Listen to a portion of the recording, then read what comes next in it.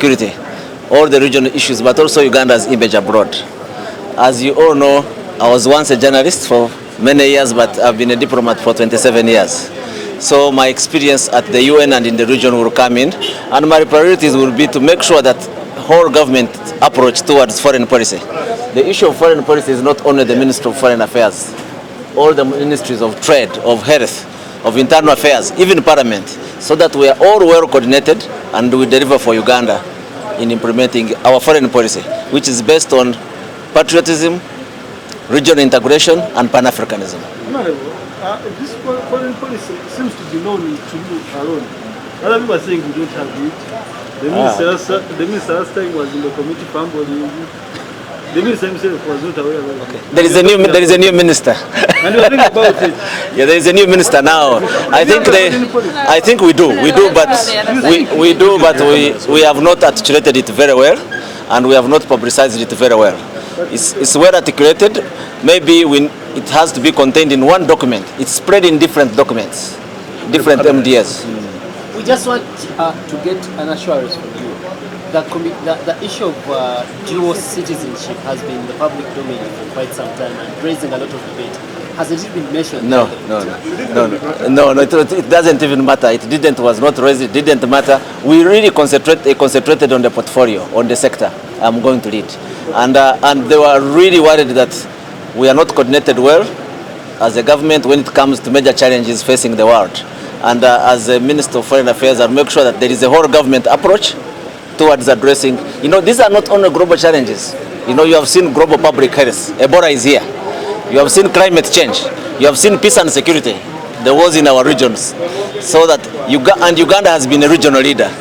And we need to really strengthen that, but not as the Minister of Foreign Affairs only. All the sectors. But do you have a dual citizenship? No. You are coming at a time when Ugandans are facing xenophobia in South Africa. We have seen countries like Ghana going out to evacuate their people. Do you have it in plan? Let me first settle in and talk to the ambassador there, see the magnitude of the problem, and then plan. You are right, it's a big issue.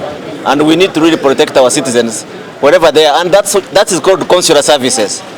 Wherever Ugandans, not only in South Africa, are in danger or facing problems, the Ministry of Foreign Affairs, coordinating with other ministries, should really address. These are our people.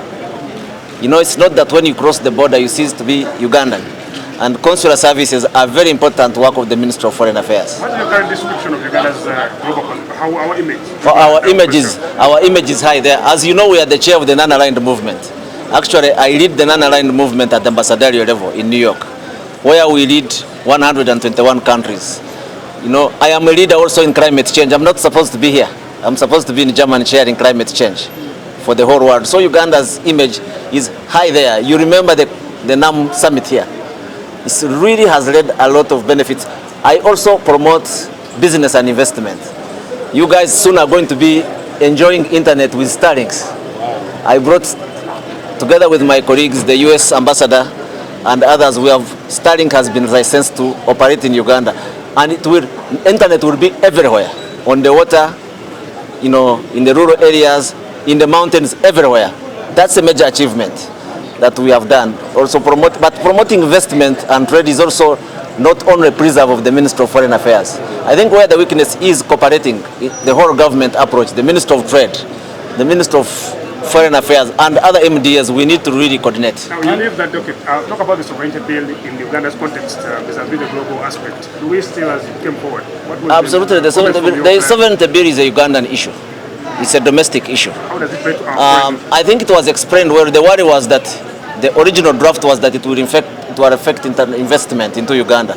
But when it was corrected, I think now people understand it. There was understandable worry about it at the beginning, especially with companies that come and invest here. It does not affect them. It does not affect Ugandans who are abroad, who are sending money here. By the way, the diaspora sends $2.5 billion here. We forget it. Apart from coffee and gold, they are the next. So they are not affected. So the sovereignty bill really has been explained. It was a question of explaining it. And finally, you can face the cameras. Okay. There is one issue. We don't have ambassadors in several countries, starting Nairobi, Congo, Iran, everywhere. Congo, we have an ambassador, Ambassador Karisa. Okay. But Nairobi, we don't. I think we'll sit down. We've just been appointed and talk to the appointing authority about appointment of ambassadors in embassies where they are not. Honorable, what about the status of the embassies? Absolutely, there's a question of properties of the embassies abroad. That's a very important issue. But I also manage the largest property of Uganda abroad, Uganda House in New York. Since I've been there, it is in a perfect condition. It's rented.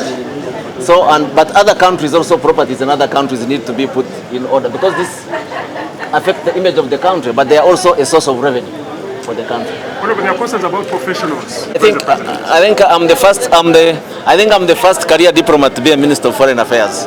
I think that's can't work from, like, if you sleep poorly, you are going to treat people you're going to interact with or to interface with, you're going to treat them poorly because you slept poorly.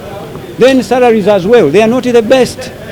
So something can be done there as well. All right. So you can still move beyond that. You look at tourists who come to us. All right. You spend 2 weeks without receiving your visa, but you're bringing money in Uganda. So that is also room. There is room for improvement there. So anyone who is in that ministry should really look into that. We lose a lot of money when so many tourists don't come our way because we don't grant them those visas on time, so they choose to go to different destinations. So there is a lot that can be done. Just finally, dual citizenship, and I told them that I'm not a dual citizenship holder.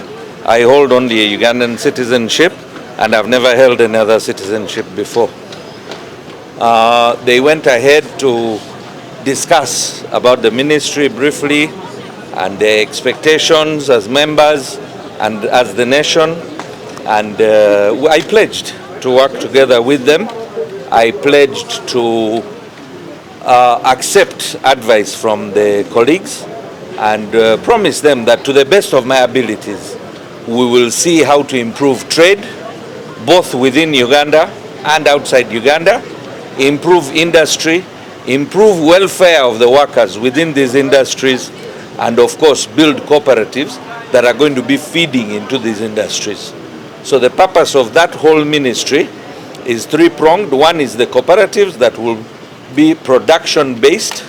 That production must be processed by the industries, and those industries must then be involved in trade, both international and local. Yeah. How is it that you are going to sit in this house with your son? How is the feeling? I haven't yet experienced it, but of course he came on his own right. He fought an election and he won, and mine is an appointment by the president to serve the people. Having two members of the Indian committee in Parliament, what does it mean to the Indian committee in Uganda?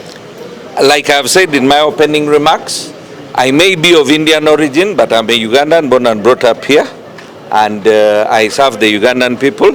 I have served in this parliament for 2 terms, and I was elected by the people of Tororo municipality. He is elected by the people of Tororo municipality. So primarily, my objective is to serve the people of Uganda and the people of Tororo. Thank you so much. Ebibuuzo ebyenjawulo esooka babadde bambuuza ku nsonga ey'okubeera ne citizenship eya Uganda n'ez'ensi z'ebweru. Ne mbagamba sirina citizenship endala yonna, nze ndi muna Uganda, sirina passport endala ya nsi yonna endala eya bweru. Okukolagana n'abanyonyodde mu ministry yange erina subsections 3. Emu eya cooperatives. So cooperatives tujja kulaba engeri gye twegattamu n'aba MPs n'abakola mu ministry, tulabe engeri tuyinza okuleeta okukulakulanya mu abalimi abasobola okukola production. Tulabe production eyo eyingira etya mu industries. So tulina task ey'okuleeta industries, amakolero agagenda okukola ku production eyo gye tugenda okukolamu, and nga industries nga gamaze okukolamu, then products ezinaafulumamu tulina okuzinonyereza market mu nsi z'ebweru ne mu Uganda muno. Tulabe engeri industries zino zikulakulanye n'abakozi abakolamu bafunemu bulungi. Oli otandi ogenda kukiika ne mutabani wo mu house ya 12. Of course waliwo sanyu naye jjukira ye bamulonda bulonzi nze muzeeyi eyanonda, so waliwo enjawulo ku nsonga ezo, naye ffenna tulina okukolera abantu b'ettororo n'okukolera abantu b'ensi yaffe e Uganda.